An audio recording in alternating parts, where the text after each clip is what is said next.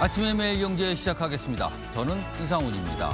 지난주 포근했던 날씨와 달려 이번 주 날씨는요 다소 거칠어지고 거세집니다. 오늘은요 바람을 동반한 세찬 비가 곳곳에 내릴 예정이고요. 내일부터는요 매서운 추위가 찾아올 것으로 예보가 됐습니다. 잘 대비하셔야겠습니다. 자, 일명기사 바로 출발합니다. 먼저 매일 경제 소개해드리죠. 자, 지금 화물연대 파업 중이죠. 그와 관련된 여러 가지 인전 파장이 비치고 있습니다. 시멘트 감산 초읽기에 들어갔다. 화물 파업 연쇄 쇼크가 발생하고 있다. 이런 제목이죠. 좀 더 보겠습니다. 지금 나흘째입니다. 파업이요. 레미콘 그리고 건설 현장 곳곳 셧다운 비상이다. 이렇게 돼 있습니다. 자, 자동차 조선 유통 전방위 파업에 6년간 6조 넘게 손실이 발생했다. 파업으로 인한 경제적 손실 이런 데 초점을 둬서 다루고 있습니다. 다음은 조선일보 보시죠. 아래쪽에 있습니다. 자, 산불 예방에 나섰다가 헬기 추락했습니다. 5명 희생자가 발생을 했습니다. 좀 더 보죠. 강원 양양에서 계도 방송 중에 떨어졌습니다. 그러니까 산불 조심하십시오. 여러 가지 방송을 하는 목적이었던 거죠. 자, 70대 기장 등 탑승자 모두 참변인데요. 사고 난 헬기는 47년 된 노후 기종입니다. 그래서 지금 블랙박스가 과연 있는가 없는가 이런 얘기도 좀 나오고 있죠. 자, 이런 헬기 사고 막을 수는 없었는가. 뒤늦었지만 또 여러 가지 얘기가 나옵니다. 자, 이번에 한겨레 보시죠. 자, 이쪽 끝에 있습니다. 오늘 참 많은 신문이 이 내용을 다루고 있는데요. 중국 코로나 봉쇄, 반발 시위가 심상치가 않습니다. 중국에서는 보기 드문 현상이죠. 워낙 정부가 강하게 압박을 하는 나라인데 시위가 거세게 일고 있다는 겁니다. 좀 더 보면요. 방역 완화에 확진 4만 명 최다 이런 가운데 정부의 방역 봉쇄에 항의하는 시위가 주요 도시에서 번지고 있다. 이런 내용입니다. 마지막으로 국민일보 확인해 보겠습니다. 자, 오늘 밤에 있습니다. 준비는 끝났다. 오늘 밤 가나 잡고 16강으로. 자, 제목에서 우리 국민들의 희망을 적어놨죠. 가나를 잡고 16강 갔으면 좋겠다. 이런 바람이죠. 여기 보면 우루과이전 상당한 경기력을 보여줬습니다. 그래서 많은 분들이 기대하고 계시죠. 자, 2차전 무승 징크스 깨고 첫 승 자신감을 비쳤다. 이렇게 돼 있습니다. 지금 가나 팀 한국에 대해서 극도로 경계하고 있다. 그리고 사진은요. 자, 우리 선수들 어제 좀 몸을 푸고 연습하는 모습 그리고 손흥민 선수의 모습까지 사진으로 좀 담고 있습니다. 자, 지금까지 일명기사 짚어봤고요. 오늘도 다양한 분야의 뉴스 준비되어 있습니다. 그리고 그 뉴스의 의미와 배경 깊숙하게 짚어주시기 위해 오늘도 4분 자리하셨습니다. 한 분씩 소개해드리죠. 자, 우선 화면 가장면의 첫 자리입니다. 윤경호 MB의 논설위원 자리하고 계시고요. 그 옆에는요. 오늘도 홍석준 국민의힘 국회의원 나와 계시고요. 세 번째 자리에는 홍정민 더불어민주당 국회의원 자리하고 계십니다. 그리고 마지막으로 최경철 매일신문 편집위원 나와 계십니다. 자, 네 분 안녕하세요. 안녕하십니까.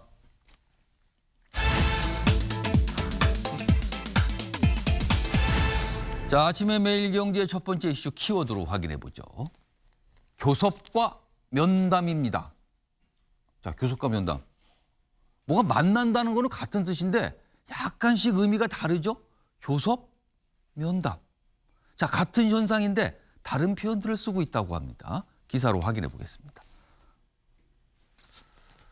화물연대 파업 관련된 내용이군요. 자, 화물연대는 교섭이라고 얘기하고 있고요. 정부인 국토부는 면담이라고 얘기하고 있습니다. 오늘부터요. 지금 총 파업이 나흘째 진행됐는데 오늘 첫 만남이 있습니다. 그러니까 이쪽에서는 교섭, 만남. 그러니까 오늘 언론들이 상당히 이거에 대해서 과연 어떤 표현을 쓸까 했는데 대화란 표현이 꽤 많더군요. 정부와 화물연대가 대화를 시작했다.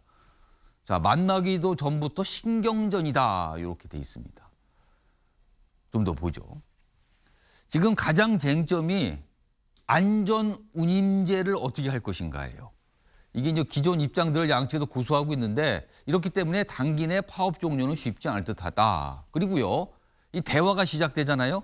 교섭이든 면담이든 대화가 시작되는데 여기 보면 위원장과 차관, 부위원장과 국장 면담, 협상자의 급을 놓고도 지금 약간 신경전을 벌이고 있다는 거죠.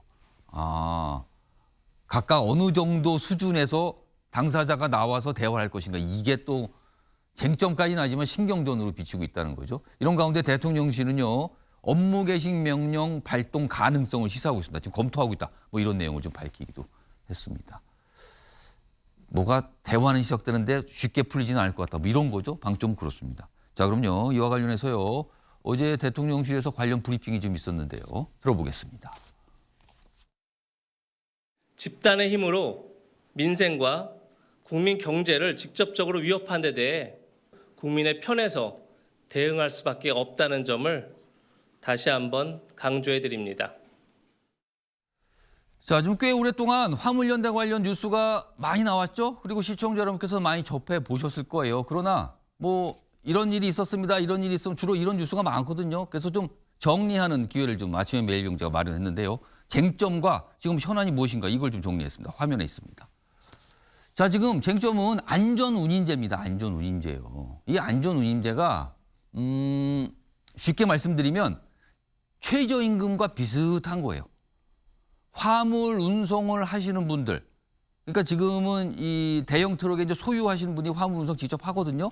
근데 이런 분들에게 어떤 정도의 가장 최저 어떤 수준의 임금을 보장해 준다. 이 뜻입니다. 이게 안전운임제예요. 그런데 2020년 동안 이 당시에 3년 정도 일단 적용하자. 그리고 이후에는 일몰 끝난다. 이렇게 정했거든요. 근데 시기가 다 된 거잖아요. 올해 말 종료 예정입니다. 이래서 이제 문제가 발생을 한 겁니다. 올해로 끝나게 됩니다. 이 안전운임제 적용이 되는 게요. 그러자 이거에 대해서 입장이 갈리는 거죠. 화물연대는요. 일단 이 안전운임제 이거 무슨 일몰제 도입해서 뭐 2년 3년 이렇게 자꾸 하는 게 아니라 아예 제도적으로 영구화해 주세요. 그냥 아예 이걸로 갑시다는 겁니다. 그리고요. 적용 대상도 넓혀달라는 겁니다. 지금은요. 이 화물 안전운임제가요. 시멘트와 컨테이너 운송에만 적용이 됩니다. 그럼 예를 들면 다른 거 있죠. 철강, 정유 많습니다. 다른 분야. 여기까지 다 적용해달라는 겁니다. 자, 그런데 반면에 정부하고 여당에서는요. 이거 연구 안 됩니다. 일단 3년 연장 한 번 더 합시다. 이겁니다. 그리고요. 적용 대상 확대 안 됩니다입니다. 그러니까 지금처럼 시멘트와 컨테이너만 적용하고 3년 더 연장. 요거까지만 해주겠다는 겁니다. 다르죠? 그러니까 쉽게 지금 협상이 안 되는 겁니다. 지금요. 자, 그리고요. 이런 가운데 대통령실이 좀 강한 입장 내죠. 업무 개시 명령 발동 요거 검토한다. 그리고 손해배상. 정부가 만약에 이 파업으로 손해봤을 경우 손해배상 청구 소송도 검토할 수 있다. 이런 입장을 좀 내놨습니다. 자, 좀 전체적으로 지금 쟁점들을 정리 좀 해드렸습니다. 기사 하나 더 있습니다. 보시죠. 이런 가운데요. 파업을 안 한 화물차에 쇠구슬이 날아왔습니다. 여기 사진 좀 보세요. 지금 이게 트럭 앞 유리창인데 이렇게 뭔가 날아가죠. 이거 굉장히 위험할 수가 있습니다. 그래서 지금 원희룡 국토부 장관 이거 불법 폭력 매우 유감이다. 이거는 엄격하게 다루겠다. 이런 입장을 냈죠. 그러니까 지금 화물차 운전하시는 분 가운데서도 파업에 참여하시는 분 굉장히 많이 있습니다. 근데 또 파업에 참여 안 하시는 분도 있거든요. 근데 안 하시는 분을 향해서 이런 현상이 있었다는 거죠. 굉장히 위험할 수 있습니다. 이런 거는요.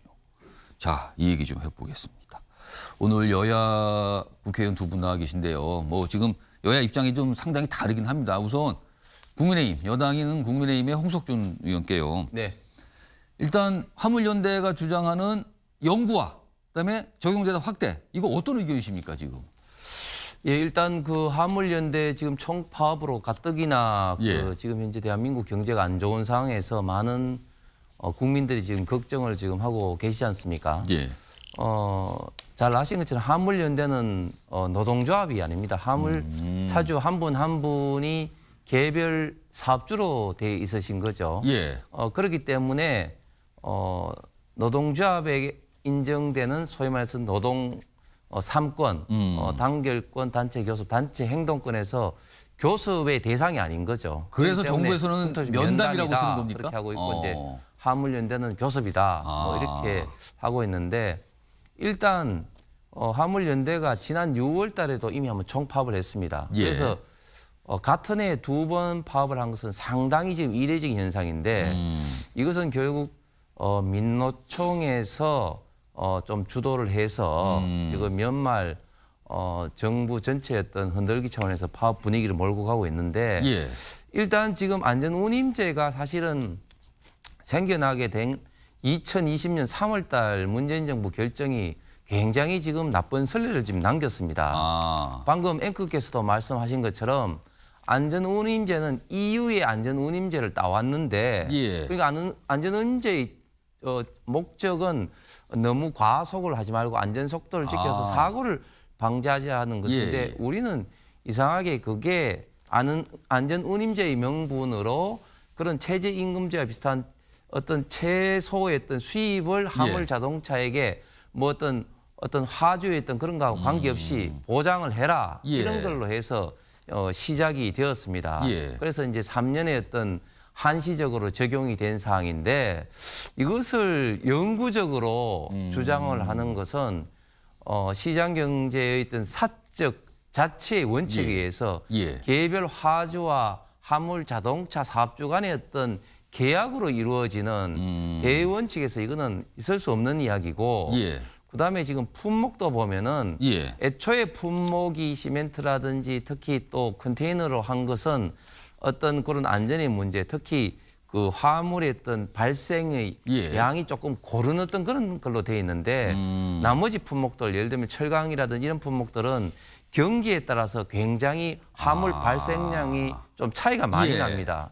이런 품목으로 확대하게 된다면 안전운임제 품목을 확대하게 된다면은 정말 그 기업주 화주들의 예. 어떤 부담은 상상 이상으로 커질 수밖에 없고 기업 운영 예. 자체가 사실 걱정스러운 그런 어떤 상황이기 때문에 경제계나 정부에서는 정말 이건 받아들이기 힘든 그런 예. 어떤 요구 조건입니다. 일단 제가 홍석준 의원님께 한 가지 추가 질문 좀 드릴게요. 지금 화물연대 쪽에서는 이 안전운임제를 영구해달라, 그러니까 제도화해달라는 걸 네. 다해요, 고정적으로. 근데 지금 정부와 여당 입장은 일단 3년 연장합시다로 가고 있어요. 자, 그러면은 3년 연장이 된 뒤에 3년 지난 이후에는 어떻게 되는 겁니까? 또 같은 현상이 벌어지는 거 아닙니까? 지금 그러니까 같은 모습이? 저는 그래서 제가 아까 모두에 말씀드린 것처럼 문재인 정부 처음 시작할 때 예. 이걸 굉장히 나쁜 선례를 지금 남기게 됐는데 예. 그래서 정부 여당에서도 사실은 좀 고민이 사실은 큽니다. 이게 3년 연장 이런 것들이 진짜 완전 이제 예. 관행화돼 버릴 그런 어떤 만약에 이게 가능성이기 협상이 때문에. 되더라도 3년 뒤에 지금 같은 모습이 또 벌어질 거 아니에요? 그렇습니다. 그러면은. 예. 아, 그러면은 어떻게 되는 겁니까? 방법이 없습니까? 이걸 어떻게 제대로 해결할 방법은 딱히 지금은 시작이 잘못됐다고 보시는 겁니까? 첫 단추가 그렇습니다. 그러면? 이게 첫 단추를 잘못 깬 것이고 그래서 예. 3년 연장을 정부에서도 좀 화물연대 어떤 협상 카드를 예. 지금 제시하는 어떤 그런 상황인데 정말 이게 고육지책에 지금 불과한 상황입니다. 자, 이번에는요, 이제 민주당 소속의 홍정민 의원께요. 지금 상황 좀 어떻게 이해하고 계시는지, 그리고 민주당은 제도화하자는 입장인가요? 지금 민주당의 입장은 어떤 겁니까, 지금요? 지금 대변인 논평이 나오긴 했는데 예. 아주 그 전체적인 입장 자체는 예. 이 전향적으로 검토를 하는 게 필요하다 요 정도고요. 실제로 지금 안전운임제에 대해서 굉장히 그러니까 정부 여당에서 부정적이라고 본다고 말씀하셨는데 예. 사실 지난 6월에 이미 정부와 화물 노조 간에 이렇게 대상 확대라든가 운임제에 대한 좀 지속 추진에 대해서 합의를 한 바가 있어요. 그러니까 정부와 논의해보자는 정도로 합의를 예, 하고 예. 가지고 왔었죠, 지금까지. 예, 당시에 이제 합의가 될 것처럼 이제 얘기를 했다가 이제 현재는 이제 입장을 밝힌 건데 대상 예. 확대 없고 이제 일단은 3년만 보겠다. 그리고 사실은 이게 안 해주겠다가 아니라 예. 3년을 일단 적용을 해보고 그때 다시 생각해보자라는 거라서 이게 안 해주겠다는 입장이 아니기 때문에 사실은 이 제도에 대해서 일단 인정한 거라고 보여지고요. 예. 다만 당시에도 그렇게 좀 합의한 바가 있으니 이 부분에 대해서 좀 전향적으로 검토할 필요도 있다. 이유는 사실은 국민 여론 상태 그 사이에 굉장히 지금 예. 경제적으로 나빠지긴 했는데 예. 같은 상황이 이 화물 연대 노동자에게도 적용은 되거든요. 물가가 급등하고 예. 특히나 이제 에너지 가격이 예. 급등하다 보니까 좀 그때의 약속을 지켜줬으면 좋겠다라는 입장인 것 같고 아직 3년을 더 적용해보고 지켜보자라는 부분이 협상의 여지가 있기 때문에 예. 이 부분에 대해서 사실은 좀 정부가 전향적으로 좀 검토했으면 좋겠다. 그리고 처음에 출범할 때 예. 노사정 대타협을 좀 말을 했기 때문에 윤석열 정부에서 저는 좀 충분히 협상의 여지는 있다고 봅니다. 사실은 왜냐하면 이 업무 개시 명령이라는 예. 게 아직까지 화물 자동차 운송 사업법에선 적용된 여지가 없었고 예. 그리고 이 정당한 사유가 있냐 없냐 그리고 국가 경제 위기를 초래하느냐 예. 마느냐 그리고 업무 개시 명령을 통해서 실제로 그 행정 비용이 과다하게 들 수가 있는데 과연 실행할 수 있느냐 이 부분에 대해서 그렇게 좀 과하게 하느니 이 지금 과정에서 사실은 서로 기싸움하는 상황일 수 있거든요. 예. 이 상황에서 좀 충분히 서로 간에 어느 정도 협상이 가능했으면 좋겠다라는 입장입니다. 지금요. 오늘부터 대화, 뭐 교섭이든 면담이든 한번 대화가 시작됩니다. 그러나 양측의 의견이 워낙 첨예하기 때문에 만만치 않고 결렬될 가능성이 꽤 있다. 이런 전망 나오는 상황이거든요. 그렇다면 이게 지속이 될 경우 내일 정도에요. 정부가 국무회의를 통해서 업무 개시 이행 명령을 내릴 수도 있는 상황이거든요. 명령이 일단 내려지면 그거를 위반했을 경우는 강력한 처벌이 들어가게 됩니다. 왜냐하면 정부의 조치거든요. 자, 이럴 경우 더욱더 뭐랄까요? 대립관계, 험악한 관계가 갈 거거든요. 그렇다면 민주당 입장에서는 화물연대나 민주노총에서 굉장히 뭔가 민주당도 움직여달라, 뭔가 얘기해달라 이런 압박이 들어올 수도 있거든요. 만약에 처벌까지 들어가게 되면요. 이럴 때 민주당도 어떤 의견을 명확하게 내야 되는 상황으로 내몰리는 거 아닙니까? 이런 부분에 대해서 사실은 뭐 법적인 다툼은 있을 수 있습니다. 아까 예. 그 업무 개시 명령에 대해서 실제로 2020년에 의대 예. 파업 상황에서도 적용을 하려고 했지만 사실은 법적으로 굉장히 적용이 좀 어려운 부분도 있었고 예. 그리고 지금 3년 충분히 검토해보자라는 것이 굉장히 뭐 이례적이라고 말씀을 하셨는데 예. 대부분의 그 많은 법들이 한시적으로 인용되는 경우 굉장히 많습니다. 예. 신용카드 소득공제 같은 경우는 20년 넘게 지금 한시적으로 그 일몰 연장하고 그러니까 연장이 되고 됐다는 있습니다. 거죠. 네, 예. 이런 경우가 굉장히 많아서 사실은 조금 더 지금 완전히 한시법이냐 아니면은 좀 더 영구 제도화냐 이 예. 사이에 타협의 여지는 충분히 있다고 봅니다. 자, 오늘 일단 뭐 대화가 시작이 되죠. 그래서 어떤 뭐랄까요, 탐색전을 벌일 수도 있고요. 아니면 조금 더 나갈 수도 있고요. 아니면 아예 처음부터 결렬될 수도 있는데 기다려 보도록 하겠습니다. 사실은요, 뭔가 이게 물동에 관한 거거든요. 이게 사실은 어려움에 처한 분들이 꽤 많아요. 지금 이게 물동이 잘 안 되고 있으니까요. 뭔가 국민의 입장에서는 좀 빨리 해결됐으면 좋겠습니다. 자, 첫 번째 이슈 화물연대 파업에 관해서 다뤄봤고요. 다음 주제로 넘어갑니다. 이번에는 정치권 소식입니다.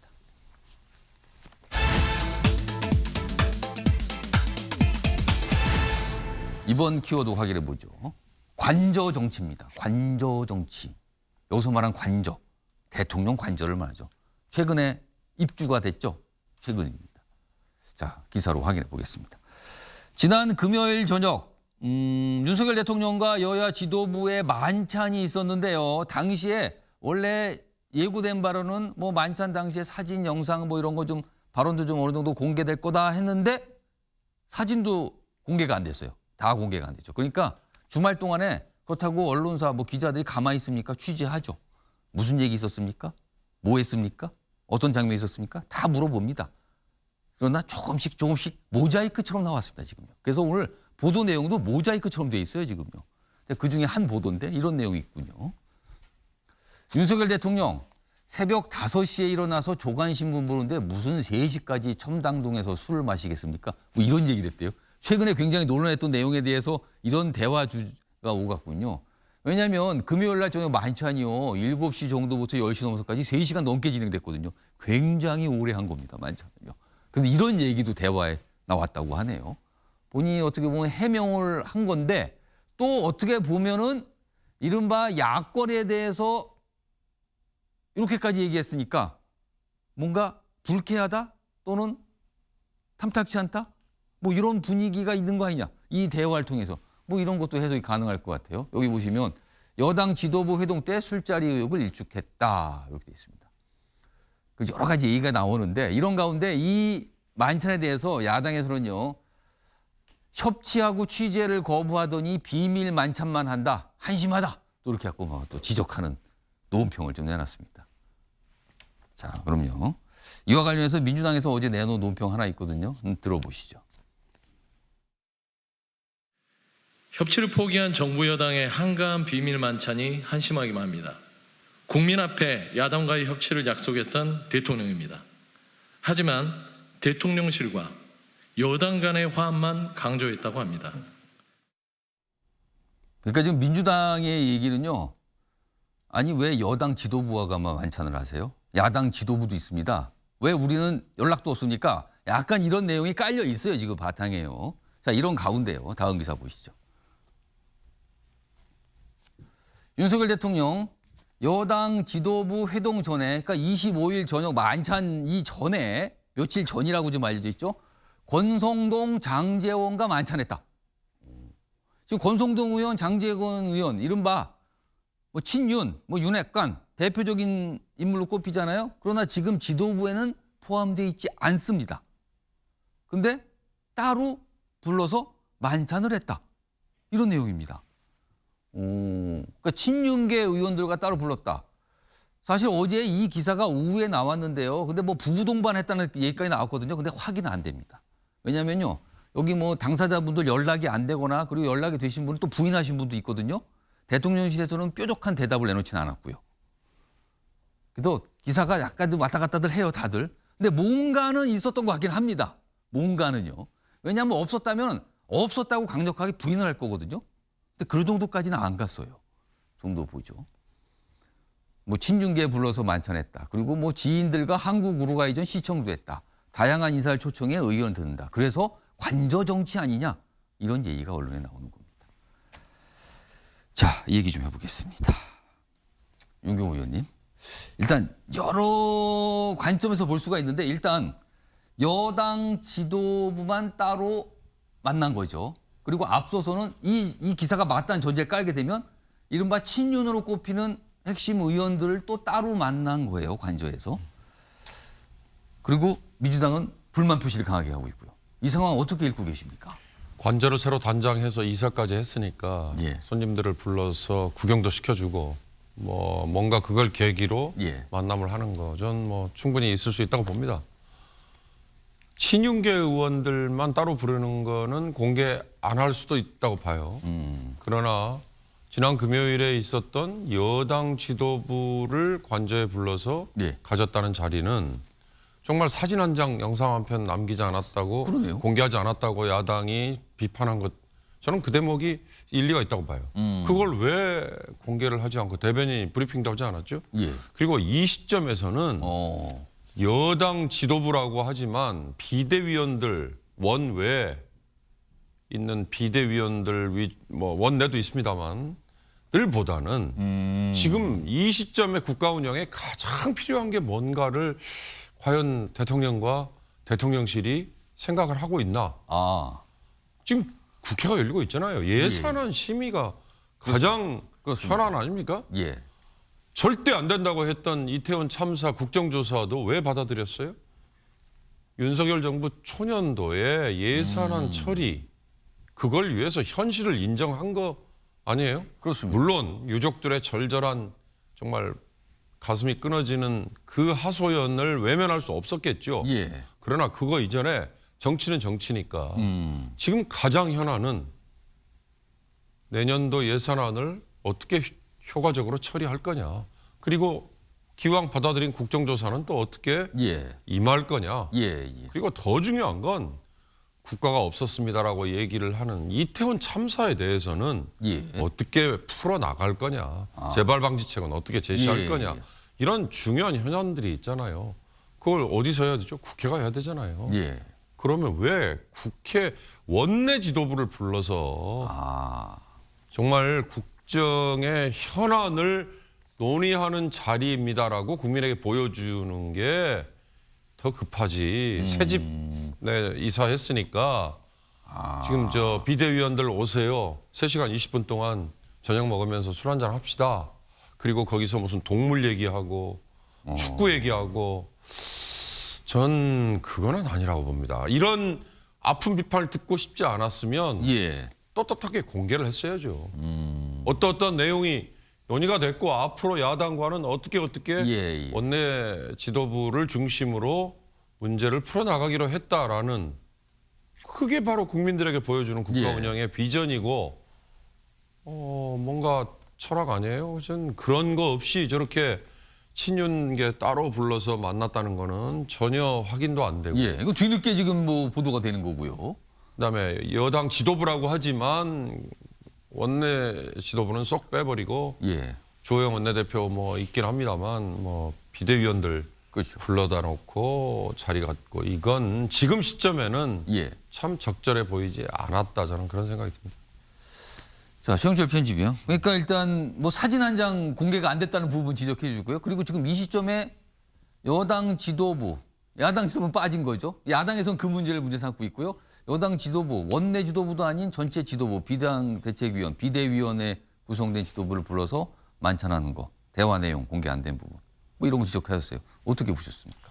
뭐 야당은 곧 부르시겠죠. 뭐 여당부터 부르고 야당을 부를 예. 거라고 저는 봅니다. 그렇기 때문에 순서적으로 여당부터 먼저 부른 거라고 보고 예. 그리고 뭐 비대위원들 전부 하고 불렀다는 데 대해서 원내 지도부를 안 불렀다는 지적도 뭐 맞는 건 한데 주호영 원내대표가 갔으니까 원내대표가 갔으니 모든 것을 그분하고 뭐 얘기했어도 원내 대책에 대해서는 충분히 상의가 됐을 것 같고 그리고 그 브리핑 안 한 부분은 조금 따가운 질책은 좀 받아야 될 필요가 있습니다. 사실 하는 줄 알았어요. 다 공개되는 줄 알았죠. 대통령실에서 여당 지도부가 같이 오찬을 하거나 만찬하면 관례적으로 여당 지도부가 당에 돌아와서 당에서 그렇습니다. 브리핑을 하게 돼 있습니다. 예. 근데 그것을 안 했다는 것은 제가 볼 때는 여당 지도부가 조금 그 미스를 저지른 거 아닌가. 대통령실에서 이거는 공개하지 맙시다 이렇게 하더라도 이것은 정당 정치의 관례입니다. 왜냐하면 이게 당은 마땅히 이것을 공개해야 되고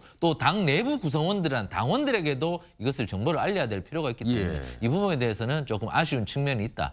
그런데 앞으로는 뭐 이렇게 좀 개선점이 있을 겁니다. 근데 이게 뭐 처음 하다 보니까 뭐 이런 걸 수도 있는데 앞으로는 그러한 개선점이 필요하고요. 그러나 어쨌든 여당과 대통령이 예. 사실 만날 기회가 많이 없었는데 예. 이번에 다시 좀 만나게 돼서 많은 분들하고 대화의 물꼬를 텄다는 점에 대해서는 좀 긍정적으로 평가할 부분이 있다. 그리고 대통령 혼자 얘기한 것도 있겠지만 예. 여당에서도 많이 얘기를 했고 그리고 뭐 주호영 원내대표가 한 9시 약간 넘어서 일어나려고 그러니까 대통령께서 예. 내일 토요일인데 조금 더 있으라 그래서 더 있으라 그래서 1시간 이상 10시간 더 넘었다 있었다고 그래요. 그래요? 그래서 뭐 그런 부분도 좀 더 많은 대화가 있지 않았나 긍정적인 포석으로 보고 뭐 처음이니까 예. 뭐 여러 가지 뭐 아쉬운 점도 있고 아까 브리핑 안 한 부분 부족한 점도 있지만 이런 것을 통해서 대통령실과 여당이 자주 만나고 자주 대화해서 대통령의 일방적인 얘기가 아니라 여당의 얘기도 들어가는 하위 상달의 민주적 방식을 통해서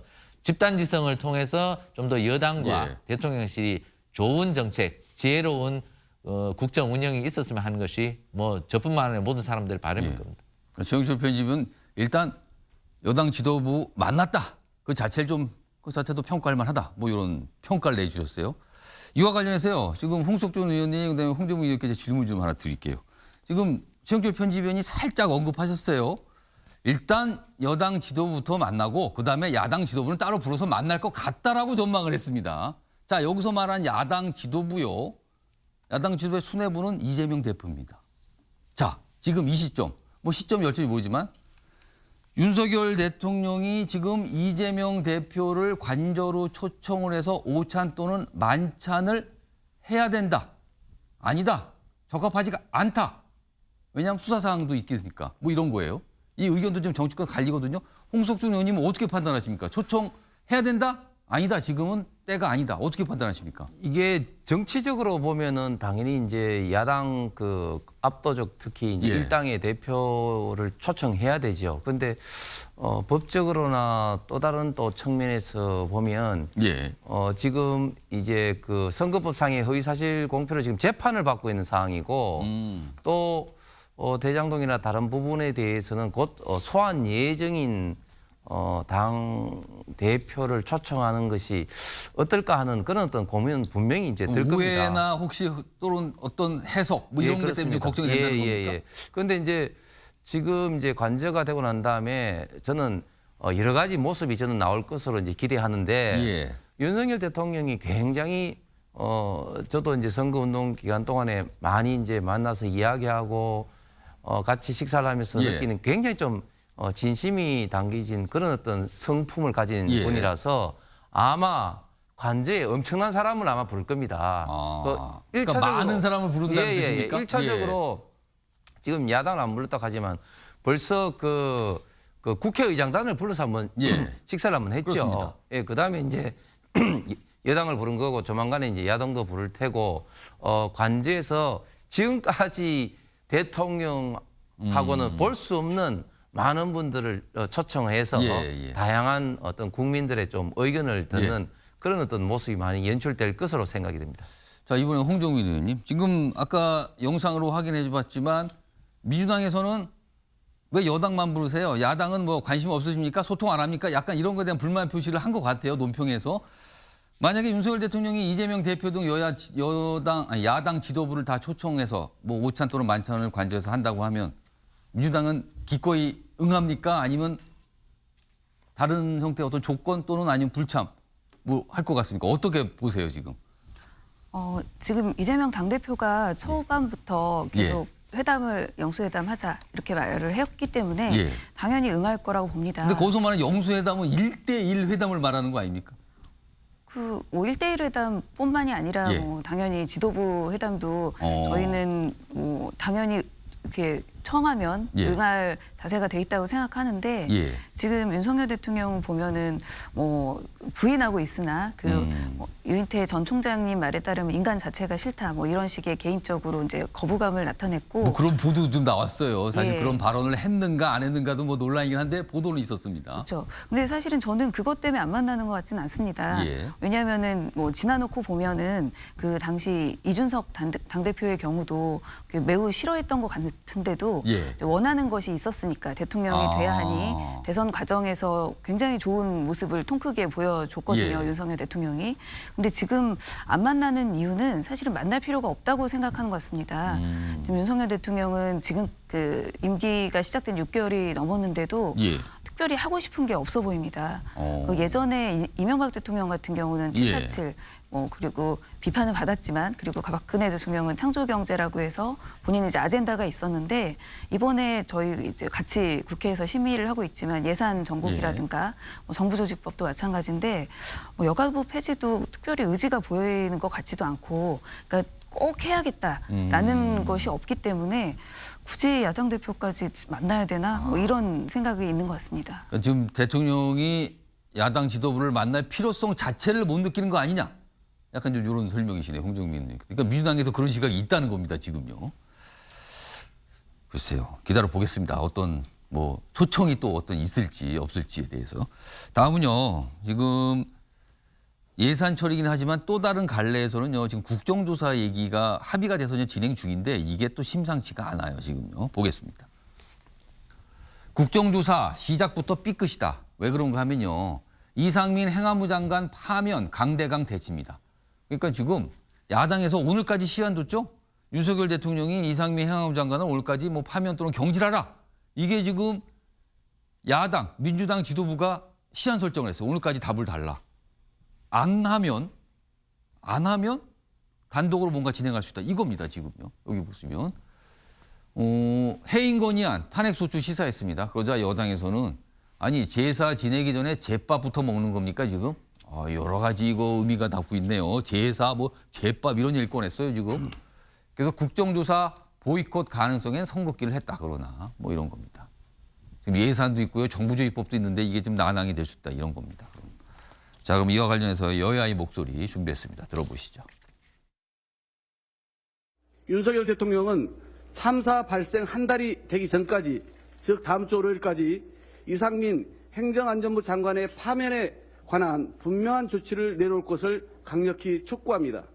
윤석열 대통령이 이때까지 끝내 국민의 뜻을 거역한다면 국회가 직접 나서서 참사의 책임을 엄중히 묻겠습니다. 제사를 지내기도 전에 제밥부터 먹어치우려는 꼴입니다. 일단 이상민 장관의 탄핵으로 국정조사를 시작하고 국정조사가 끝나자마자 길거리로 뛰쳐나가 정권 퇴진을 외치겠다는 신호탄인 것입니다.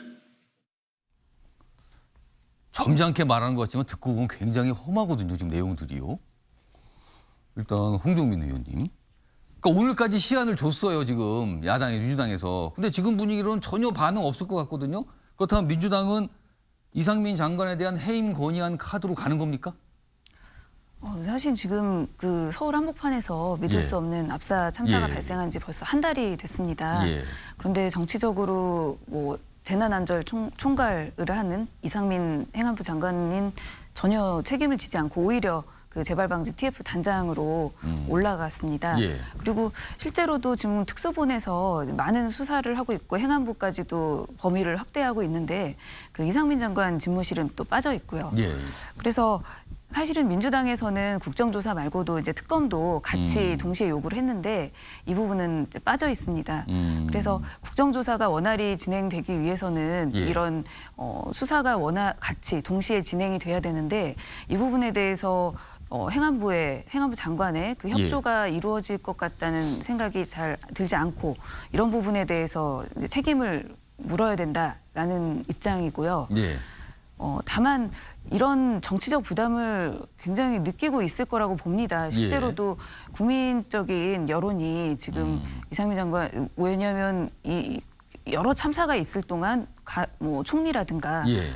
행안부 장관의 예. 그런 사임은 굉장히 많았는데 예. 이번 정부에선 유독 그런 모습이 전혀 보이지 않고 있고요. 예. 그래서 한번 기다려볼 필요는 있을 것 같습니다. 그 민주당은 일단 고민하겠다는 걸로 들리네요. 뭐 어떤 입장을 당장에 지금 내기보다는 오늘까지가 시한이었거든요. 그러면은 내일 정도에는 민주당도 어떤 입장을 내겠네요. 지금 어떻게 할지에 대해서. 왜냐하면 단독으로라도 보통 처리를 책임을 묻겠다 좀 그랬거든요. 자 이번에는요 홍석준 의원님. 네. 여기 기사에 보면은 야당이 만약에 뭐 경기를 파면 안 하면 해임 건의안 탄핵소추 할 수 있다 이런 거 시사했거든요. 만약에 이쪽 방향으로 가게 되면은 국민의힘은 국정조사 불참으로 또 가는 겁니까? 어떻게 되는 겁니까? 그러면? 저는 국정조사를 어렵게 여야 간에 합의를 했는데 합의가 끝나자마자 또 이렇게 그 행안부 장관의 탄핵 소추 내지는 해임 건의 운운하는 것은 이 굉장히 좀 국정조사의 목적에 맞지 않다. 국정조사를 하려는 이유는 잘 아시는 것처럼 강제력이 있는 경찰 수사보다도 국정조사를 통해서 국민들에게 진상을 제대로 좀 조사를 하고 그리고 관련된 책임자를 좀 처벌을 하겠다는 그런 어떤 취지로 여야 간에 지금 시작을 했는데 시작도 하기도 전에 어떻게 보면은 이 분야의 가장 그 현재 그 관련된 주무장관인 행안부 장관을 해임 내지는 탄핵 소추한다는 것은 이미 선을 딱 긋고 시작을 하는 것이거든요. 그렇기 때문에 국정조사의 기본적인 목적과 취지에 맞지 않다. 얼마든지 이런 문제는 국정조사 이후에 결론적으로 어떤 내는 문제고 또 그 중간에 국정조사가 만약에 일어난 중간에 또 이상민 장관이 본인 스스로 또 정치적인 또 거취를 표명할 수도 있는 문제인데 국정조사 합의를 끝내자마자 또 이 문제를 꺼낸다. 저는 이것은 국정조사의 어떤 본질적인 목적을 지금 위배하는 민주당의 좀 태도라고 생각을 합니다. 민주당 태도가 그 위배하는 태도가 계속 간다면 국정조사 보이콧 이런 거는 감안을 안 합니까? 민주당에서는 감안 안 하고 계십니까? 아니 국민의힘에서는 그런 것까지는 감안하는 건 아닙니까? 저희들은 뭐 어차피 합의를 한 것이고 또 국민들에게 어쨌든 약속을 한 사항이기 때문에 철저하게 진상 조사를 하려는 그런 어떤 자세로 임할 생각입니다. 알겠습니다. 그러니까 국정조사는 국정조사다. 뭐 이렇게 따로 보겠다 이런 말씀으로 들렸습니다. 자 이런 가운데 지금까지 뭐 지난 금요일 만찬 얘기 최근에 국정조사 관련된 이상민 장관 관련된 여야 대립된 모습까지 쭉 소개해드렸거든요. 다음 기사 보시죠. 여기에 모든 게 아마 이 현상에 녹지 않았을까요? 말꼬리 정쟁의 싸늘한 민심, 호감도 3분의 1이 넘는 정당 없음. 최근에 여론조사를 하는데 또 호감도 조사한 결과도 나왔거든요. 근데 호감도하고 여론조사 조금 다르긴 하죠. 그러니까 호감도니까 조금 괜찮게 본다는 뜻이 돼요. 좀 애정 있게 본다. 그리고 뭔가 잘하리라고 기대도 한다. 뭐 이런 게 들어가 있는 거죠. 호감도에는. 그런데 이 한 여론조사 기관에서 한 건데 역대 가장 낮답니다. 지금 정당들이요. 여기 보면 민주당은 32%, 국민의힘은 28%, 정의당은 23%. 이게 호감도거든요. 여야 비호감도는 그럼 거꾸로 되면 비호감도잖아요. 비호감도는 넉 달 전보다도 오히려 올랐다. 그러니까 다 별론 거예요. 그냥 다들. 그냥 다 그저 그렇고. 자, 그런데요. 이거 여야 의원 두 분께 오늘 나오셨으니까 제가 질문을 좀 집중적으로 이 이슈 드리고 있는데 일부씩 제가 발언 기회를 드릴 텐데 우선 홍정민 의원이 지금 특히 민주당에서는 윤석열 정부 일 너무 못한다. 그리고 국민의힘 무책임하다. 국정조사도 안 하려는 거 억지로 한다. 뭐 이렇게 계속 비판하고 있거든요. 자, 그러면 반대급부로 민주당의 호감도가 늘어나야 되는 게 통상적으로 생각이거든요. 근데 안 높아집니다. 이거 왜 그런 겁니까? 예, 뭐 제가 국민들 마음을 다 알 수는 없지만 예. 제가 본 관점에서는 아마 민주당이 대선에서도 그렇고 예. 그리고 지선에서도 참패를 했습니다. 예. 대선은 뭐 아슬아슬하게 졌긴 했지만 그런데 여기서 이제 비판하는 국민들 보면 예. 아마 뭐 경제 정책이라든가 뭐 부동산에 대한 불만도 있었고 그리고 여러 가지 태도에 대한 문제가 있었는데요. 그럼 이전 정부 때 모습을 말씀하시는 겁니까? 예, 맞습니다. 예. 그 부분에 대한 민주당에 대한 비판적인 관점이 있었는데 지금 사실은 윤석열 정부가 이렇게 뭐 언론 탄압도 하고 비속어 부분에 대해서 여러 가지 이제 말을 바꾸는 예. 부분, 거짓말 논란도 있고 이런 부분이 있었는데 이런 부분을 지적하기에는 뭐 민주당도 비슷한 논란이 있기 때문에 예. 민주당의 그런 윤석열 정부에 대한 비판 자체에 대해서 더 이렇게 비판적으로 보시는 게 아닌가 싶습니다. 그래서 저희가 특별히 더 좋은 모습을 보여주지 못했고 아까도 예. 제가 윤석열 정부가 아젠다가 없다고 말씀드렸는데 그러면 뭐 민주당은 정말 잘 하고 있느냐? 무슨 정책 아젠다가 뚜렷한 게 있는가? 예, 그 부분에 대해서도 사실은 국민들의 신뢰를 아직도 받지 못해 보이는 모습이 저도 좀 안타깝다고 생각하고 저도 민주당 국회의원의 한 사람으로서 예. 좀 송구하다는 말씀을 드립니다. 홍정민 의원께서 우회적으로 약간 반성을 쓰신 것 같아요. 지금 질문에 대해서 약간 민주당이 이런 게 부족합니다라고 말씀을 좀 해주셨어요. 지금요. 자, 이번에는요. 홍석준 의원님 그래프 좀 봐주세요. 뭐 조사 때마다 왔다 갔다 합니다만 최종 결과 나온 게 요거 11월 써 있는 요 부분이거든요.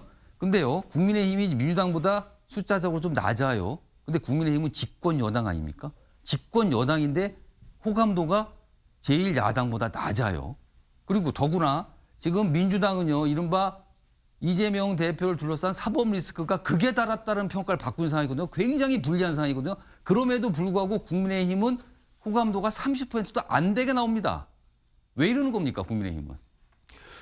제가 생각할 때는 몇 가지 이유가 있는데 첫 번째는 집권 여당으로서 특히 지금 국민의 삶과 가장 관계가 깊은 어떤 경제적인 문제라든지 이런 예. 문제에 국민들에게 속 시원한 어떤 대안을 지금 제대로 제시를 하지 못하고 있고 또 관련돼서 국민들의 경제적 삶이 너무 지금 현재 좀 어려운 것들이 많이 이제 여당의 어떤 지지율로 지금 반영이 되고 있는 것 같고 그리고 또 최근에 12구 그 이태원 참사라든지 이런 어떤 국가적 재난 상황도 역시 집권 여당에게는 뭐 좋지 않은 어떤 그런 어떤 뉴스가 되겠죠.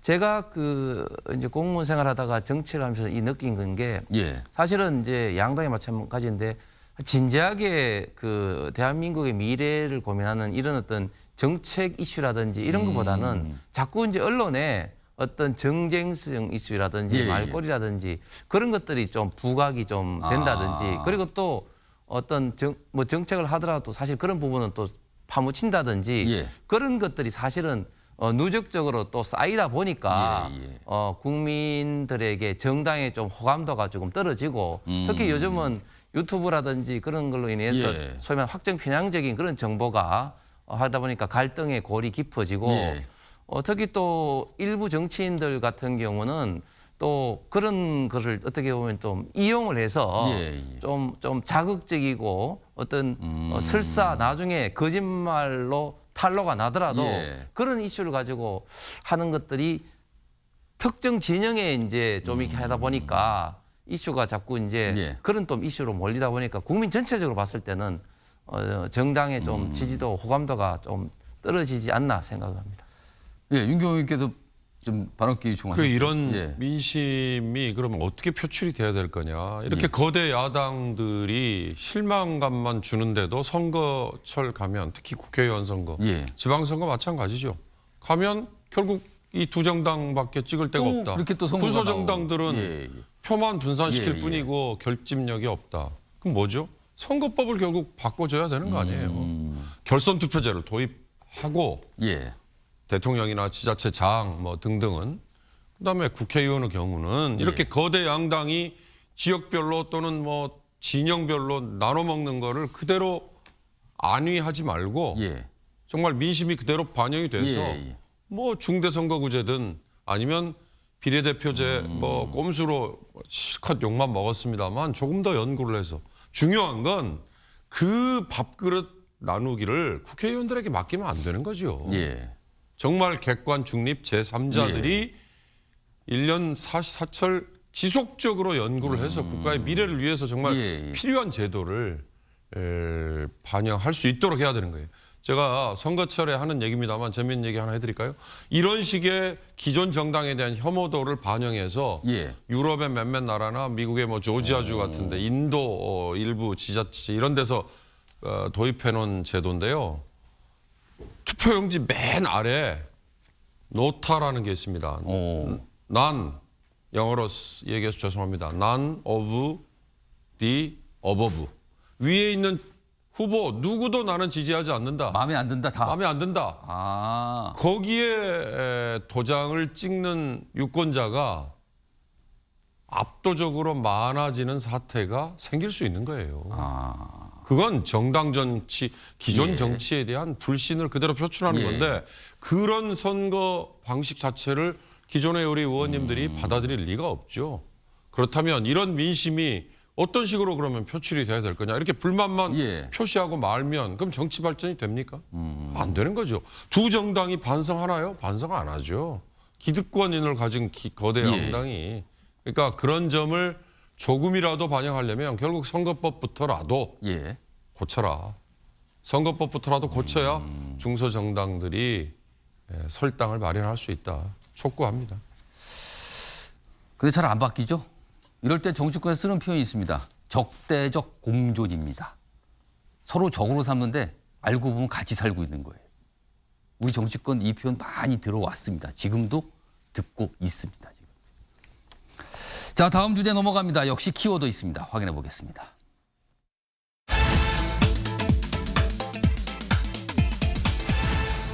또 등장한 딸. 키워드가 이렇습니다. 그럼 한 번 이전에 등장을 했던 얘기죠? 또 등장했다. 딸이다. 기사로 보죠. 김정은 딸, 김주애로 알려져 있죠, 이름이요? 지금 나이는 뭐 보도 따라 좀 달라요. 우리 나이 뭐 10살인가 9살인가 2012년생이냐 2013년생이냐 뭐 여러 가지 설이 있어요. 그냥 뭐 그 원절입니다, 지금. 리설주 꼭 닮은 모습을 연출했습니다. 백두혈통 앞세워 내부 결속하는 거다. 일단 사진 보실까요? 여기 김정은. 아버지죠? 딸, 김주애. 근데 옆에 보면 엄마 리설주. 이거 뭐예요? 옷도 똑같은데요, 거의? 같은 복장이군요, 지금요. 일부러 그랬나요? 머리 스타일조차도 같습니다. 외모는 뭐 이럴 때 쓰는 표현 있죠? 판박이다. 누가 봐도 판박이다. 근데 이런 모습, 이게 뭐냐면요. 최근에 ICBM 있었죠, 대륙간 탄도미사일. 그거 발사 현장에 데리고 갔었잖아요. 근데 이번에는 그거를 만든 사람들을 축하하는 자리에 또 데리고 간 거예요. 그래서 어제 이쯤 되면 아니 무슨 대륙간 탄도미사일 홍보 모델입니까? 딸이 왜 이렇게 데리고 다닙니까? 이런 얘기까지 나왔어요. 좀 더 보죠. ICBM 성공 행사에 또 동행을 했는데 김주애 뭐 앞머리 넘기고 코트 차림 일부러 뭔가 한 것 같죠? 그리고 북한 매체가 종기하신 자제부이라는 극존칭을 사용했습니다. 자, 그럼요. 이 모습을 전한 북한 매체의 보도 내용 뭐 일부 좀 담았습니다. 들어보시죠. 경애하는 총비서동지께서 존귀하신 자제분과 함께 촬영장에 나오시자 폭풍 같은 만세 환호를 힘껏 터쳐올렸습니다. 신형 대륙간 탄도미사일 화성포 17형 시험 발사 성공에 기여한 성원들과 함께 기념사진을 찍으셨습니다. 다음 보실까요? 여기 보면 이거 노동신문 보도인데요. 이 정부 관계자들이 무슨 충성맹세 이런 걸 했다 그러는데 이런 얘기 있어요. 변함없이 백두의 혈통만을 따르고 끝까지 충실할 것 이런 다짐을 했대요. 그런데 백두 혈통 이른바 이제 김일성 일가를 말하는 거잖아요. 그럼 아까 말한 김주애 거기에 속해 있잖아요. 뭔가 이런 거 생각하고 있는 거 아니냐는 거죠 지금요. 근데 여기 보시면 이런 겁니다. 이렇게 또 분석도 있어요. 젊은 최고 지도자의 이게 뭐야? 어버이 수령으로서의 모습을 보여줌으로써 권력의 안정성을 강조하며 인민의 심리적 안정감을 높이려는 상징 정치다. 그러니까 지금 일각에서 이 김주애 딸을 데리고 나는 걸 보고 무슨 후계 생각하는 거 아니냐 그러는데 거기까지는 아닌 것 같고 뭔가 북한 주민들에게 안정감을 주면서 이런 목적을 갖고 있는 거 아니냐. 뭐 이렇게 좀 해석됩니다. 이 얘기 좀 해볼까요? 최영철 편집위원. 왜 자꾸 동행합니까 지금? 그것도 미사일 이 현장에를. 뭐 김정은 위원장만 알 수 있는 거라서 제가 볼 때는 뭐 저는 뭐 추측과 예단밖에 할 수 없겠는데 예. 어쨌든 지난주에도 똑같은 얘기를 했고 이번 주에도 똑같은 얘기를 하는 걸 보면 김정은 위원장의 선전선동 일단 재미를 본 거죠. 왜냐하면 딸을 데리고 나와서 그동안 별로 지금 ICBM을 포함해서 미사일을 뭐 지난 몇 달 동안에 수백 발을 쏘고 있는데 예. 국제사회에 큰 관심을 이끌지 못하다가 갑자기 딸이 나오니까 외신부터 엄청나게 관심이 쏟아졌어요. 그리고 우리나라 그 국내 언론도 마찬가지입니다. 그만큼 북한이 일단 뭐 둘째 딸을 데리고 나와서 일단 주목도를 굉장히 끌어내면서 예. 일단 그 뒤에 있는 북한의 강력한 ICBM 이것을 과시할 수 있는 장을 열어줬다. 그러면 아까 제가 잠깐 썼는데 ICBM 뭐랄까요? 뭐 과시입니까? 홍보입니까? 아무튼 이 목적이 있다는 겁니까? 그렇습니다. 지금? 그 과시에는 충분한 그 재미를 봤다. 이렇게 볼 수 있고요. 그리고 지금 북한이 핵실험을 하지 않고 있지 않습니까? 이것은 예. 결국에는 지금 복잡한 중국 정세와 아무래도 연관지어질 수 있을 것 같고 중국이 지금 혼란하지 않습니까? 그렇기 때문에 핵실험을 억제하고 자제하는 것은 아무래도 중국 눈치를 보는 것 같고 하지만 미사일을 계속해서 쏴대는 것은 미국 좀 우리 좀 봐달라는 이러한 그 과시인 것 같은데 그런 측면에서 딸을 데리고 나온 것은 미국이 한번 돌아볼 수 있는 기회를 제공한 것이다. 그만큼 북한이 선전선동에 대해서는 아마 한 뭐 7, 80년 하다 보니까 굉장히 노하우를 쌓은 것 같아서 이번에는 굉장히 큰 재미를 본 것 같고 그러나 후계 구도와 관련해서는 과연 딸에게 이 수령 체제를 기반으로 하는 이 3대 세습에 의해서 4대 세습도 시도할 것으로 보이는 이 희한한 그 김정은 일가가 딸에게 과연 그 권력을 줄 것인가 이것은 의구심이 있고요. 결국에는 딸을 페이스메이커로 내세워서 결국에는 아들에게 마지막에 짜잔 하면서 아들을 내세워서 4대 세습 체계를 구축하려는 그런 장기적인 포석이 아닌가. 뭐 본인과 같은 김여정 역할이 있잖아요. 약간 그런 걸 생각하는 걸까요, 그러면은? 그렇습니다. 어쨌든 딸에게 권한을 주기에는 북한 군부가 과연 이것을 용인하겠느냐. 아무래도 군부가 강한 사회주의 체제에서 그렇기 때문에 뭐 딸에게 큰 권력을 주기에는 그렇고 어쨌든 북한이 ICBM을 과시하기 위해서 가족을 동원한 거 아닌가 이렇게 봅니다. 윤교 의원님, 이 모습을 보면서 많은 분들이 궁금해하시는 게 하나가 지금 김정은 위원장이 일남 2녀로 알려져 있거든요. 근데 첫째가 장남이에요. 아들로 알려져요. 그럼 통상적이면 이것도 이상하긴 하지만 아이들을 데리고 나온 것도 이상하지만 그 이상한 것 중에서 그나마 덜 이상하려면 장남인 아들을 데리고 나오는 게 맞는 거 아니냐라는 얘기를 합니다. 근데 아니거든요.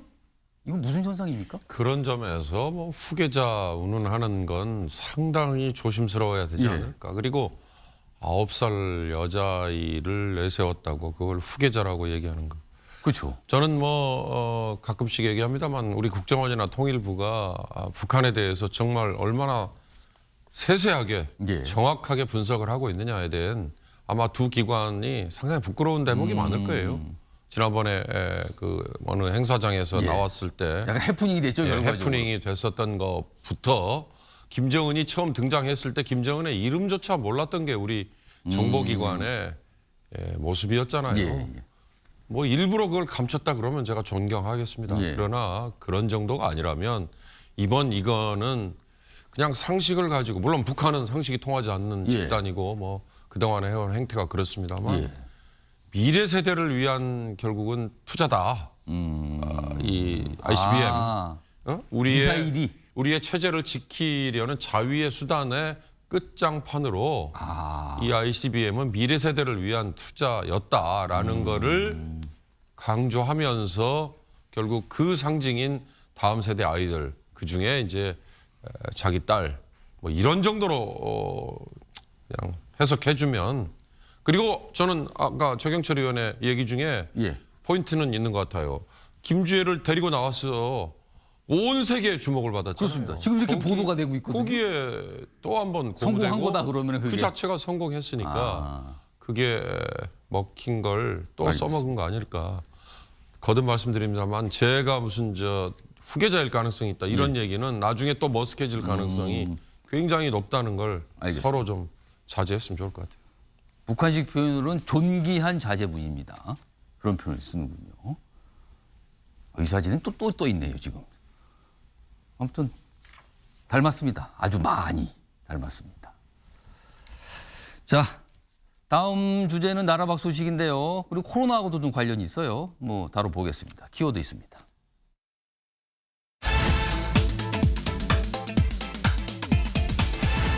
삼 년 쌓인 분노입니다. 분노가 3년 쌓이면 이거 폭발하겠죠, 이거. 이거 시간 문제죠, 폭발하는 거는. 보겠습니다, 기사로. 3년간 쌓인 분노가 폭발했다. 중국입니다. 상하이 거리 새벽까지 대규모 시위. 지금 다른 나라들은 새벽까지 뭐 월드컵 응원하냐고 바쁜데 여기는 시위하냐고 이렇군요. 좀 더 보죠. 제로 코로나 정책 반대 전국 확산. 지금까지 중국에서 볼 수 없었던 현상입니다. 시진핑 물러나라 구호까지 나온답니다. 중국 공안이 최루탄 쏘면서 해산 작전을 했고 무차별 방역에 도시 곳곳에서 시위가 벌어졌는데 중국을 감안하면 어떤 나라인지를 감안하면 굉장히 이례적이다. 이런 가운데 확진자는 퍼지고 있다. 이겁니다. 자, 이와 관련된 영상 하나 준비했는데요. 확인해 보겠습니다.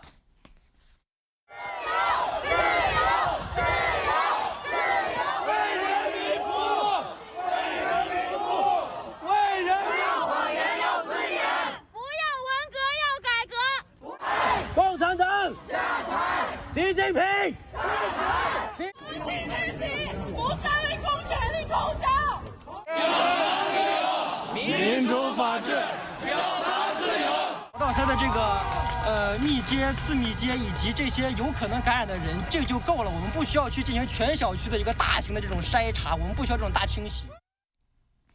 중국 굉장히 엄격한 통제 사회로 알려져 있는데 지금 저런 시위가 곳곳에서 벌어지고 있어요. 기사 하나 더 있습니다. 공산당 시진핑 물러나라. 상하이도 봉쇄 반대 시위. 상하이에서도 일어났다. 여기 보면 뭐 코로나 봉쇄 땐 갇힌 탓. 지금 화재 발생했는데 뭐 사망 희생자 나왔다 그러죠. 근데 코로나 봉쇄 때문에 그렇다. 시민들이 분노했다. 그리고 시진핑 모교 칭화대에서도 항의 시위. 대학생 시위가 있다는 거잖아요. 이거는 간단하지 않아 보입니다, 지금. 자, 아무튼 중국 지금 심상치 않게 보고 있습니다. 물론 이런 경우에 또 이렇게 보도가 되면요. 중국이 통상적으로 쓰는 표현이 있어요. 중국 밖에 특히 서구권 언론들이 과장하고 있다. 그럴 수도 있습니다. 그러나 이례적인 모습은 분명해 보입니다. 자, 홍정민 의원님. 뭐 경제학 공부를 좀 하셨으니까요. 중국이요. 이거 봉쇄를 언제까지 감당할 수 있습니까? 중국도 엄청난 타격 아닙니까? 경제적으로요? 네, 사실 지금 엄청난 타격이죠. 예. 그 중국의 경제 성장률이 한참 높다가 그때 뭐 2014년, 15년 때 뉴 노멀이라고 이 한 7%대로 예. 떨어지면서 그 엄청난 충격이 중국에는 왔습니다. 예. 그런데 지금 현재 아마 올해 경제 성장률 목표가 5.5%였던 걸로 알고 있는데 지금 뭐 3% 수준에밖에 크게 떨어졌네요. 예. 그 3분기까지 그 정도까지밖에 미치지 못하고 있고요. 실제로 이런 그 제로 코로나의 영향도 상당히 있는데 이 고강도 봉쇄 정책이 지금 뭐 베이징, 상하이 매우 큰 지역에 예. 광범위하게 하고 있는데요. 이 봉쇄 정책의 영향을 받는 그 지역의 규모가 GDP 기준으로는 한 19% 정도 전체 지역에, 그리고 인구 기준으로는 3분의 1에 해당한다고 합니다. 예. 그렇게 거의 경제가 이제 스탑되다시피 하니까 이 뭐 고용이라든가 뭐 이런 성장이 전혀 안 되니까 예. 아마 시민들 입장에서는 정말 분노가 지금 많이 넘치고 있는 것 같습니다. 3년 쌓인 분노를 이걸 어떻게 감당하죠, 정부가? 우리 같았으면 있을 수 없는 일이잖아요. 지금 중국만 사실 전 세계가 따로 가고 있는 모습입니다. 자, 코로나 얘기 나왔으니까 우리나라 코로나 상황 좀 짚어볼까요? 오랜만에 코로나 얘기 전해드리는데 여기 화면 좀 봐주세요. 자, 하루 신규 확진자 숫자입니다. 지금 보시면요, 뭐 4만 명대, 적게는 2만 명대, 7만, 8만. 꽤 많죠? 보통 평균 잡아도 한 4만, 5만 정도는 매일같이 나오는 상황이거든요. 자, 이게 뭐 내려가지 않고 이 정도면 거의 사실 코로나 후반기, 그러니까 올해 들어서 나오는 게 이제 코로나가 풍토병처럼 자리 잡는 거 아니냐. 뭐 강한 독감 아니냐. 뭐 이런 얘기했는데 또 꽤 많이 숫자가 그냥 지속적으로 나오고 있어요, 지금요. 많은 분들이 별 관심을 요새 잘 안 기울이시지만 꽤 많은 겁니다. 4만 명, 5만 명이 나와요, 매일같이요. 자, 이런 가운데요. 다음 기사도 하나 좀 전해드리죠. 지금 무슨 뭐 한일 공동개발 코로나 치료제 뭐 이런 얘기가 좀 얼마 전에 나왔었는데 보도되고요. 근데 일본에서는 긴급 사용 중인데 우리는 아직 안 하고 있는 상황이거든요. 근데 지금요, 우리나라 정부가 백신에 주안점을 뒀어요. 근데 백신이요, 우리나라가 개발한 백신도 있는데 다 쓸모없게 되는 경우가 많거든요. 그리고 요즘에 백신들 다 안 맞아요, 사람들이요. 그러면 대책이 없는 건가? 어떡하라는 말이 나는 거죠. 좀 더 보겠습니다. 여기 보면 아래쪽에 있어요. 이런 내용이 좀 적혀 있군요. 최근에 코로나가 재확산하고 엎친 데 덮친 격으로 백신을 추가 접종하려는 사람은 줄고 있다. 치료제가 코로나 관리의 필수 요소로 부상하고 있는 뜻이다. 근데 치료자는 중증 치료제 하나 있죠? 외국에서 들어온 거. 근데 많은 분들이 중증은 숫자가 적지만 중간 단계 또는 경증 환자가 대부분인데 그건 치료제가 그냥 임시병통으로 해열진통제 등 쓰고 있는 상황 아닙니까? 그래서 이런 얘기들이 계속 나오나 봅니다. 자, 요거 최영철 편집위원, 윤경호 의원, 윤경호 의원님. 어떻게 됩니까? 이제 백신만 하는데 백신을 사람들 안 맞거든요, 요즘에 정말로. 저는 지난 3년간 코로나를 겪으면서 예. 이제 인식이 많이 바뀐 것 같다. 무슨 얘기냐. 우리 모두가 다 코로나든 아니면 다른 질병에 대해서 많은 지식을 가지고 있고 그다음에 대처도 어떻게 해야 되는지 예. 알고 있는 것 같다. 예. 결국 선택을 자기들이 알아서 하는 것 같다. 백신이 굉장히 중요합니다라고 얘기하고 뭐 거의 강제적으로 뭐 계속 무료니까 맞으라 계속 예, 하잖아요, 지금. 했던 시절이 있는데 예. 지금은 스스로 선택하잖아요. 예. 대개 보면 한 3차 접종까지는 상당히 많이 하셨죠. 예, 뭐 타율적으로 했는데 지금은 동절기 추가 접종하라고 해도 별로 안 하시는 거예요. 그러나 백신을 접종한 분들은 물론 부작용 때문에 고생한 분들도 있지만 백신을 접종하고 나니 걸려도 덜 아프더라. 그리고 요즘에 코로나뿐만 아니라 주변에 보세요. 독감 백신, 폐렴 백신, 예. 심지어 뭐 대상포진 백신 예. 이런 것까지 인식이 확산됐잖아요. 아. 그러니까 본인들이 다 나름대로 지식이 있고 선택하고 있다는 얘기예요. 예. 방금 코로나 환자 수 예, 나왔습니다. 우리는 매일같이 중계방송 하지 않습니까? 예. 집계를 안 하는 나라도 있다는 거잖아요. 집계를 해도 공표를 안 하는 나라도 예, 있어요. 더 중요한 건 지금 우리도 주변에 보십시오. 증상이 있는 것 같은데 나 그냥 검사로 PCR 검사 안 하겠어. 그 얘기는 뭐예요? 그러신 분도 여기에 있어요. 포함이 안 되는 집계는 잘 안 되는 코로나에 거죠. 걸렸을 법한 분들도 꽤 있다는 거잖아요. 어떤 분들은 뭐 한 2배는 될 거야라고 얘기한단 말이죠. 결론은 방금 기사에도 있었습니다만 걸리면 나는 이제 치료만 제대로 받을 수 있으면 난 별로 겁내지 않는다. 만약에 2단계까지 왔다면 예. 그러면 2단계에서는 아니 코로나 왜 정부가 이렇게 엉망으로 하느냐라는 비판이 옛날 같지는 안 된다는 거죠. 예. 그러니까 이제는 백신이든 치료제든 예. 정부가 개발에 지원하고 엄격한 가이드라인을 갖고 있고 예. 쉽게 말하면 가짜나 믿을 수 없는 그렇죠. 것들이 그런 건 난무하는 빼고. 것만 막아준다면 그러면 이젠 코로나도 다른 질병처럼 지금 독감 같은 거 걸렸다고 정부한테 가서 저 탓하고 이러지 않잖아요. 예. 그러니까 그런 식으로 코로나도 가는 단계가 아닐까. 전 뭐 전문가가 아니라서 단언은 할 수 없습니다만 그렇다면 저런 치료제도 여러 선택의 대안을 우리에게 좀 정부가 확보할 필요가 있는 거 아니냐. 제시를 해주는 게 정부의 역할이죠. 알겠습니다. 최영철 편집은 지금까지 사실 뭐 이전 정부도 그렇고 지금 정부도 다시 백신에 주안점을 둔 것 같아요. 근데 이제 치료제 얘기도 나오고 있거든요. 치료제는 백신에 비해 상대적으로 좀 적다. 뭐 이런 얘기가 나오거든요. 그렇습니다. 저도 뭐 코로나19 최근에야 전 그 3년 가까이 되는데 한번 걸려봤습니다만. 근데 치료제를 먹으니까 이게 별로 뭐 효험이 있는 것 같지 않아요. 그냥 그 치료제는 경증이니까 그냥 진통제 이런 거 드신 겁니까? 뭐 치료제를 약국에서 주길래 그 받아왔는데 양만 엄청나게 많고 그게 뭐 먹었다고 해서 뭐 갑자기 나아지는 것도 아니고 예. 그리고 저는 뭐 이게 그 일주일이 지나고도 좀 콧물이 꽤 오래 남아 있고 이게 사람마다 틀린 것 같아요. 아, 부작용이 아직도 있으세요? 지금은 이제 좀 사라졌는데 하여튼 이게 생각보다 오래 갔고 예, 그러니까 이게 치료제가 지금 나와 있는 것은 좀 시원찮은 게 아닌가. 그러니까 앞으로 변이가 계속 될 터이고 그리고 이게 호흡기 질환이니까 예. 산밀 환경 지금처럼 겨울이 다가왔을 경우에는 또 급속도로 확산이 되기가 쉽거든요. 그렇기 때문에 지금 치료제에 대해서 조금 근본적인 검토가 좀 필요한 것이 아닌가. 감기처럼 그냥 누워서 그냥 누워 있으면 나을 거다 뭐 이런 식으로만 주는 것 같은데 지금 치료제에 대해서 조금 검토가 필요한 이게 계속 간다면 예. 중증 환자들도 계속 나올 터인데 예. 그들에게 지금과 같은 치료제를 줘서 만약 먹히지 않았을 때 사망률이 새롭게 높아진다면 이것은 뭐 걷잡을 수 없는 이 예. 공포로 또 번지거든요. 그러니까 이 부분에 대해서 치료제도 한번 정부에서 검토해 볼 시점이 오지 않았나 이렇게 생각합니다. 뭐 이런 기사도 있어 소개해드렸습니다. 다음은요, 나라박 소식인데 대만 선거, 지방 선거 끝났거든요. 근데 집권당이 패했어요. 근데 이유가 있으죠. 차이밍원 민진당 지방 선거 참패인데요. 탈중국보다 민생, 탈중국 얘기 그만해라. 민생이 더 심각하다. 이쪽에 표를 던져서 집권당이 패했다. 이런 얘기입니다. 자, 아침의 매일경제 오늘은 여기서 마무리하겠습니다. 시청해주신 여러분 고맙습니다.